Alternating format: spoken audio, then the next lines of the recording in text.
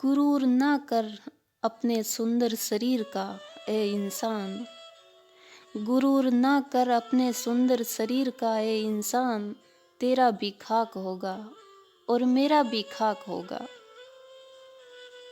तेरा मेरा, मेरा तेरा करते हुए ये उम्र कब बीत जाती है पता भी नहीं चलता।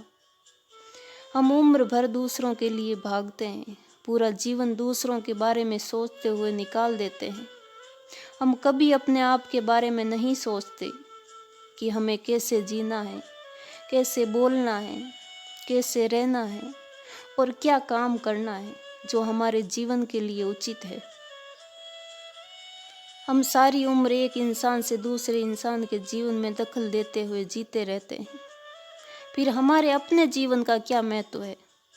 भगवान ने हमें दूसरों का जीवन जीने के लिए नहीं भेजा है। सुकून चाहिए तो अपने आप में मस्त रहो।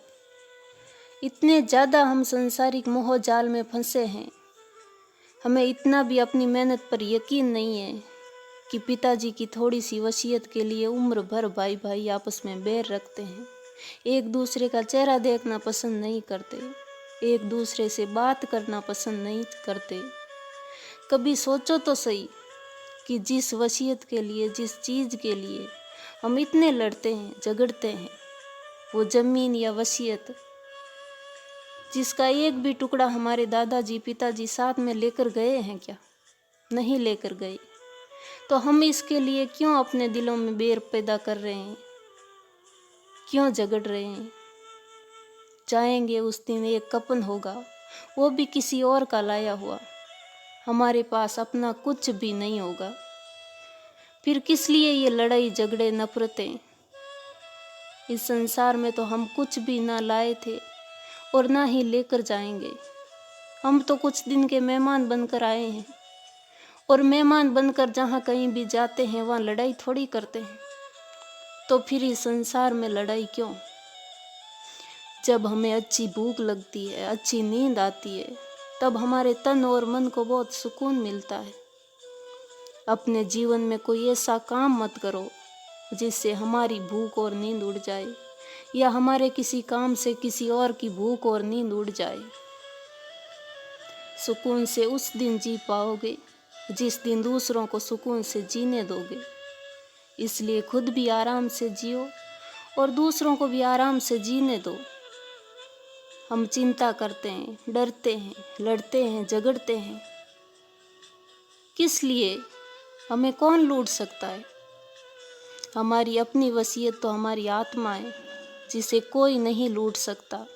वो हर जन्म में हमारी ही रहेगी। हम कैसा भी जन्म लेंगे तो भी आत्मा हमारी रहेगी।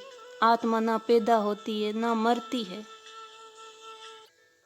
बस इतना ही सोचो कि जो हो रहा है सब अच्छा ही है, जो हुआ वो भी अच्छा ही है और जो होगा वो भी अच्छा ही है।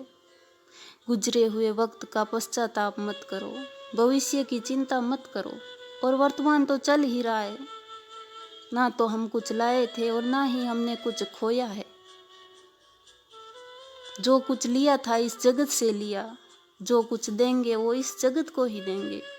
हम तो खाली हाथ आए थे और खाली हाथ ही चले जाएंगे।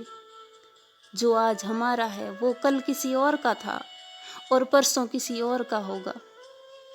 हमने इसको अपना समझा, बस यही हमारे दुखों का मूल कारण है।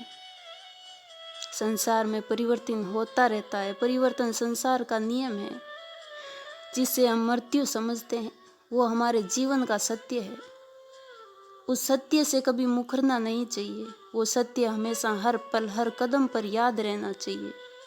बाकी सब एक सपने की माया है। जिस दिन सपना खत्म, उस दिन हमारे जीवन का खेल भी खत्म है। हम एक क्षण में धनी बन जाते हैं, अगले ही क्षण दरिद्र हो जाते हैं। ये सिर्फ हमारे सोच के परिणाम हैं। तेरा मेरा, छोटा बड़ा, अपना पराया, ये सब मन से हमेशा के लिए मिटा दो, विचारों से हटा दो। जिस दिन ये सब हमारे हृदय से हट जाएंगे, उस दिन हम सबको प्रिय लगेंगे और सब हमें प्रिय लगेंगे। सबका प्रिय होना कोई आसान काम नहीं है। इसके लिए अपने अहम का पूर्णतः त्याग करना पड़ता है। जो हर किसी के वश की बात नहीं है। अहम का त्याग करना है तो अपने मन और हृदय को सरल और शांत बनाकर जियो और अपने स्वार्थ के लिए मत जियो। जितना हो सके दूसरे का भला सोच कर जियो और आराम से जियो, आराम से जीने दो। जय श्री कृष्ण।